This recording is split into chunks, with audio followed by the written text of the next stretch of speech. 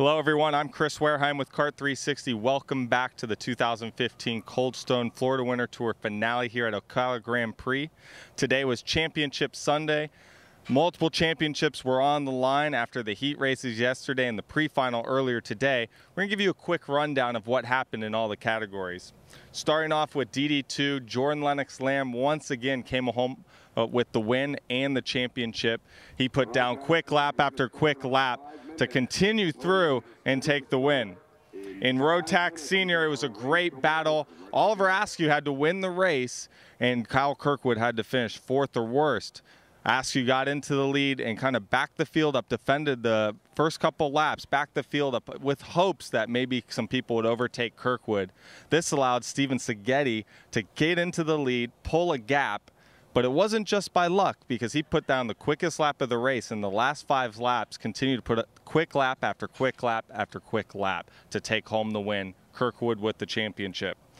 In junior, Anthony Gangi Jr. overcame some lap traffic that got in the way. A couple drivers ignored the black flag, and he had some competition in the end, but he was able to hold on and take home the win. There was a drag race to the checkered flag there almost.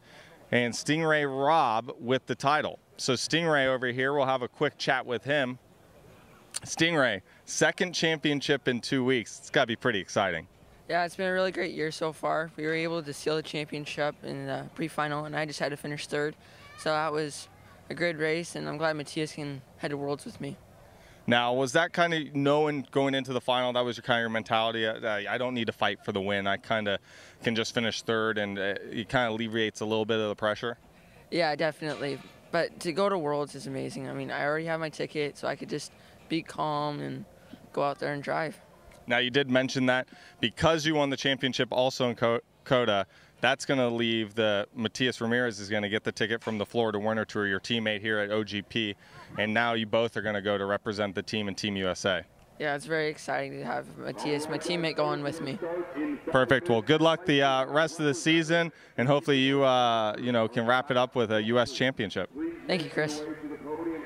All right, guys. Also in Masters, Leonardo Niederkotter won every single final this year. That's all 5 finals. He didn't win every heat race. He didn't win every pre-final, but he did sweep the weekend and, of course, with the championship. In DD2 Masters, Luis Schiavo decided in the pre-final to go with used tires. He's one of the few drivers to do so.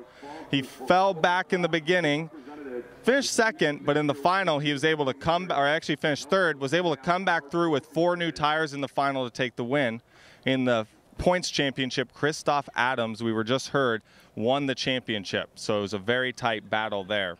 In Micromax, Diego Larocque won the race, and he's been on a hot streak, won both finals in COTA. But Ugo Chaco overcame a penalty after the race, which they appealed and won for passing under yellow. He was actually ahead, and he won the championship in Micromax. So here we're going to talk to Jordon Lennox Lamb, our DD2 champion. Jordan, must be great. A race win, pretty much after qualifying, dominated the weekend, and you got the final victory and the championship. Yeah, it's been a great championship so far. Well, ended it well, obviously. Couldn't have asked for more this weekend. Qualifying could have been better, but from then we managed to improve, and the results showed, so I managed to take home the championship. Yeah, you showed throughout the weekend, every session, almost every lap through the final, you were able to get faster and faster, where kind of everyone teetered off and you were able to improve. We know you're used to running pretty low tire pressures compared to maybe most of the American competitors. Do you think that has a little bit to do with it? I don't think so, to be honest. I know we were rather high this weekend on tire pressure, so I don't think it's that. I think it's just a little bit myself from practicing qualifying to a race situation. I always find a little time in myself. I guess it's just that adrenaline rush, you could say. So I wouldn't say it's tire pressures. I think it's just equipment and maybe driving style. It just manages to progress through the race. Perfect. Well, I know you're not racing the Euromax next weekend, but we're going to see you back in the WSK Series and then as you get in the CIK Championship Series. So good luck the rest of the season. Thank you very much. Well, next, guys, we're going to have a chat with our Junior Max winner, Anthony Gangi Jr., who's been on a little bit of a hot streak here. So, Anthony, you You had a little bit of a, I saw you look back the last couple laps. You saw that lap traffic come in. A few drivers not necessarily knowing what the black flag means, but you were able to get through in the back turn 4 hairpin there, build just a little bit a gap and hold off for the win. Must be pretty satisfying. Yeah, it was definitely very satisfying. You know, we struggled all week, you know, and we were not necessarily were we struggling, but you know, it was hard. We were running up here. These guys, it's their home track. We were giving it everything we had, and I broke out, and I was very happy. You know, Nick, we were teaming up on them like they were teaming up on us. We did a great job with that, and I just ended up breaking out in front. And when I was out in front, I saw lap traffic, and I was like, I gotta just do this like back in the old days when they didn't black flag, man. I just kept passing them, and they kept coming, and I just got, you know, I was getting nervous, so. But I got that checkered, and you know, I held off. I did what I was supposed to out there, and I'm happy. Yeah, exactly. You did what you needed to do. You got the race win. Unfortunately, throughout the heats and qualifying, you didn't get the best results to really give you a chance to fight for the title. You were kind of an outside shot, but you still had a shot. But this win's got to give you some momentum going into the rest of the season, U.S. Open, the U.S. Nationals, and the rest of the other races you're racing this year.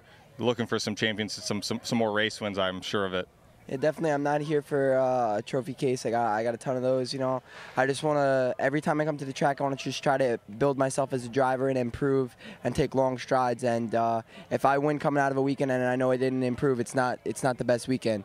But I know I improved, and we came out of here as a team, and everything was very strong. And I'm super happy and super satisfied with how we came out here.